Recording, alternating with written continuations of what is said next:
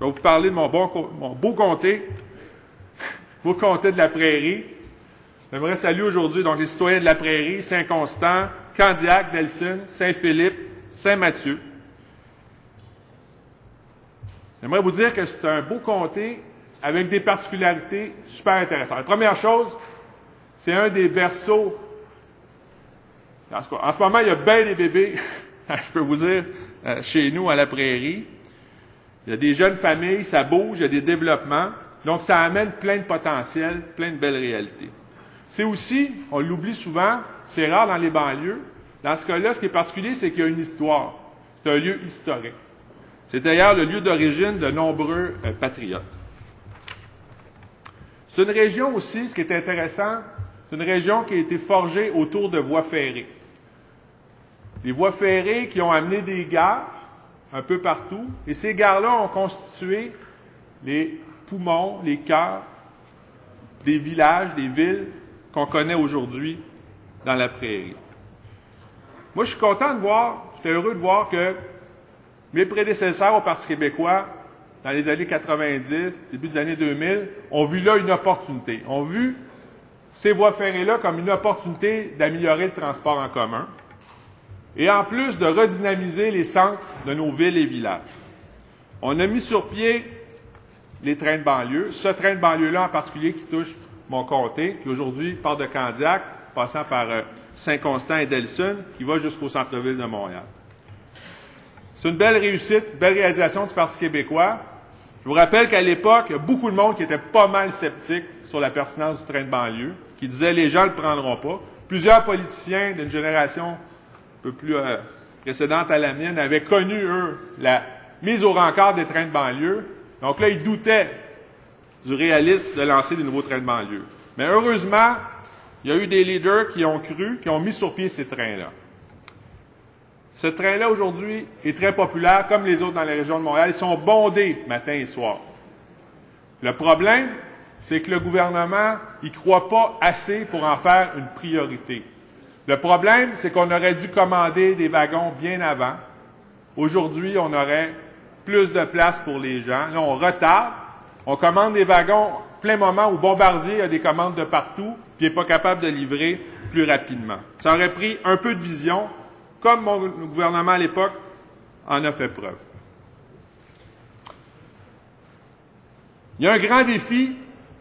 Mes collègues, on n'a pas l'air de s'en rendre compte vraiment, mais en ce moment, dans la région de Montréal, dans la banlieue, il y a seulement 10% des gens qui utilisent le transport en commun matin et soir. Si vous savez, dans les grandes villes européennes, 2 fois plus, 3 fois plus? Non. 75%. Le 3/4 des citoyens en banlieue de Londres qui travaillent au centre-ville, ils vont en transport en commun. C'est ça notre commande à nous, à Montréal. Il va falloir aller vers ça, sinon ça va être invivable. Parce que nous, en plus, Montréal, c'est une île. C'est encore plus difficile d'assurer le transport. Donc, il va falloir investir massivement pour développer le train de banlieue, avoir un gouvernement qui y croit vraiment. Donc, moi, je souhaite vraiment, puis je pose la question au premier ministre, à quand un vrai réseau de train de banlieue digne d'une grande métropole comme Montréal? La Prairie, je vous ai parlé tantôt que c'était un comté aussi de jeunes familles. Ces jeunes familles-là, ils vivent une réalité très, très difficile aujourd'hui. Et vous la connaissez comme moi, tout le monde ici, vu ce problème-là, que le gouvernement tarde à régler. Il manque de place en garderie. En fait, les dernières données, vous vous rappelez, en campagne électorale, on a eu des données sur le manque de place juste avant. Dans mon comté, on parlait de 1500 places de garderie, 1500 noms sur les listes d'attente. Depuis les élections, ça a déjà monté. Pas de 50, 100 places. 500 nouveaux noms sur la liste d'attente. On est rendu à 2000, 3 mois plus tard. On est loin de régler le problème. Et moi, un des aspects qui m'a vraiment déçu dans le discours du premier ministre, discours d'ouverture, c'est que j'ai rien entendu comme engagement vis-à-vis les jeunes familles du Québec face à ce problème-là. 2000 noms sur les listes d'attente juste dans mon comté, c'est inacceptable. Moi, je serais de l'autre bord, là, je serais gêné de ne pas être capable d'appuyer les jeunes familles qui veulent réussir à travailler tout en ayant des enfants, c'est inacceptable. Mon beau comté de la Prairie, aussi en ce moment, est fragilisé, comme d'autres régions au Québec, par la crise économique. On en a eu un exemple cette semaine par la fermeture d'une usine. La fermeture d'une usine, l'usine de Komatsu, une usine qui fait des tracteurs, fabrique des tracteurs, une usine de 300 employés. Aujourd'hui, j'aimerais demander au ministre du Développement économique d'assumer une mission importante pour les gens de mon coin de la Prairie. En fait, il va falloir convaincre les patrons de Komatsu, les patrons qui sont à Tokyo, de ne pas fermer l'usine. Il va falloir arriver avec des arguments percutants. Et il y en a. Contrairement à ce qu'on peut penser, même si c'est une situation économique difficile, on peut convaincre de garder des usines ouvertes. Quand on regarde la business des tracteurs, au Canada, on se rend compte que tous les concurrents de Komatsu ont des usines au Canada et au Québec. Si Komatsu ferme sa seule usine, est-ce qu'elle va garder ses contrats au Québec, au Canada? Est-ce que ça va être normal pour Komatsu d'avoir des contrats d'Hydro-Québec pour ses tracteurs, même s'ils n'ont plus d'usine au Québec? J'espère que le ministre se pose ces questions-là. Parce que là, il va falloir jouer dur avec la crise économique. Obama, il est bien gentil, je l'admire, mais quand c'est le temps de sauver des jobs aux États-Unis, il va être raide.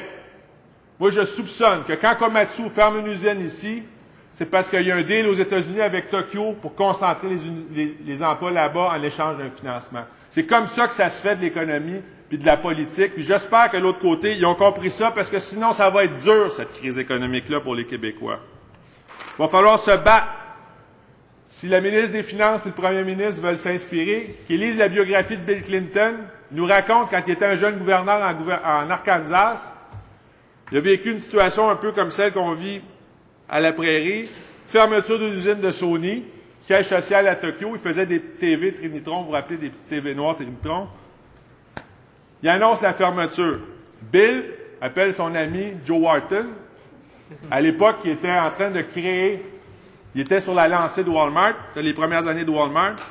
Il demande à son chum Joe, les TV là, de Sony, ils vont-ils être loin, ces tablettes?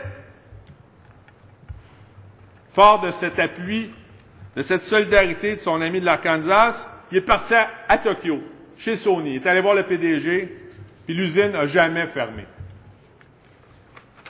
Je me demande, moi, quand je regarde l'autre côté travailler, je me demande s'ils sont prêts à agir comme ça. Il faut que le premier ministre comprenne que la main invisible en économie, là, ça ne marche pas dans notre sens tout seul. Qu'on a besoin du gouvernement, du premier ministre, pour défendre nos emplois.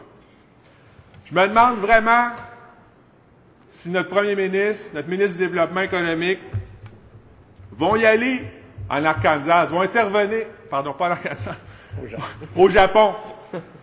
Vont faire comme Bill Clinton a fait en Arkansas pour sauver l'usine de Sony, vont intervenir au Japon pour sauver l'usine de Komatsu à Candiac.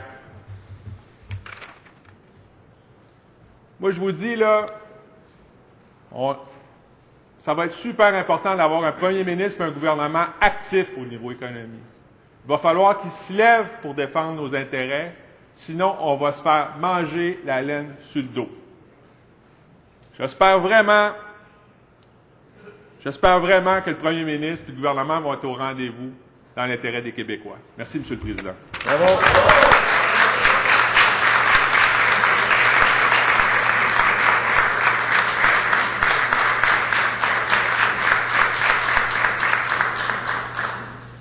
Merci, Monsieur le député de la Prairie.